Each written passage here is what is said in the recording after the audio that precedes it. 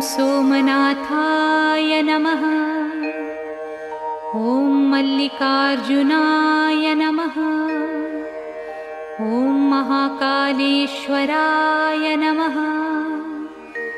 ॐ ओंकारेश्वराय नमः।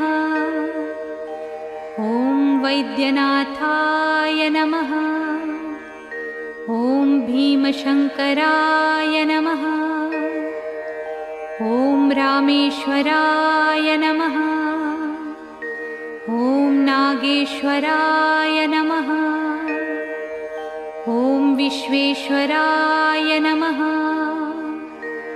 ॐ त्र्यंबकेश्वराय नमः। ॐ केदारेश्वराय नमः। ॐ भुस्मेश्वराय नमः।